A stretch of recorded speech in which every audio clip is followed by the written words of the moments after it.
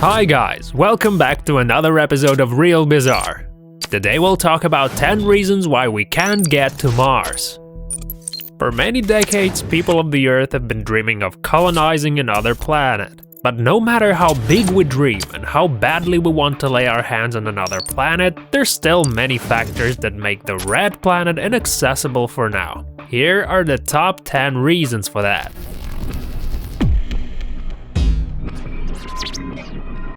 Number 10. The distance.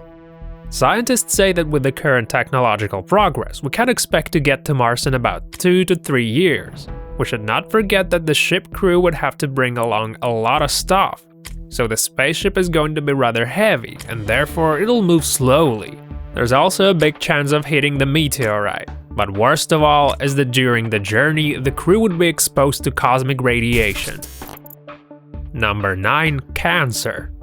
There's no atmosphere on Mars, so there are much more cosmic rays and particles than on Earth. So consequently, the colonists are likely to be affected by the great amount of radiation that might result in the new forms of cancer. So until we find a way of dealing with cosmic radiation, chances are that spaceship crew members will die in the matter of weeks. Number 8. Cosmic boredom. Think about it.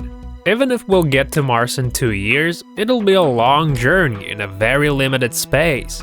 People who hardly know each other will be trapped in the same place for such a long time. Even the most laid-back member is gonna get tired of each other. Apollo astronauts described the consequences of dementia people experience in such conditions. It's nothing good. Number 7. Food. Obviously, the colonists would take as much food supplies as they could. The provision should last for at least a couple of years. There's a very slight chance that there's food on Mars, but I wouldn't expect that.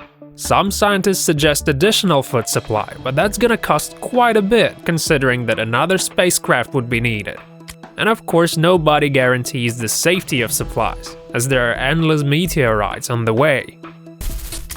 Number 6. Clothes. Despite the fact that spacesuits are quite comfortable and are doing their job, you can't really wear one of those for too long. The gravity on Mars is much lower, which is good for a heavy costume, but even then, it's a massive piece of equipment that you can't wear for too long. Number 5. Zero gravity. The consequences of zero gravity on the human body are not very pleasant. Astronauts lose weight rather quickly. It would affect your bone density, blood pressure, respiratory and immune system will suffer and weaken with each day. So who knows how a few years of space life would affect their health? One thing is for sure, it's a lot of stress. Number 4. Human basic needs. Sex in space is forbidden. Craft's compartments are too small for that anyway. You won't find a decent place to get jiggy. Many psychologists say that ignoring the basic needs for such a long time could be fatal for the mission. Number 3. Bacteria. Suffering from space radiation isn't the only bad thing that might happen to the crew members during the journey. What about bacteria from Mars? Who knows how they will affect the Earth? Number 2. Martian Bacteria.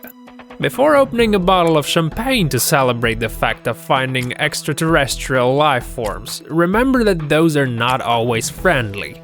It's still possible that if the expedition comes back alive and well, a minor Martian pathogen can create a global epidemic on our beloved planet.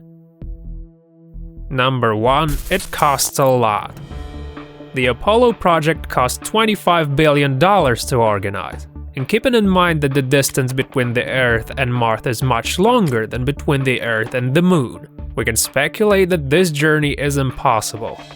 The global economy dynamic is declining and nobody guarantees the safe journey and landing on Mars.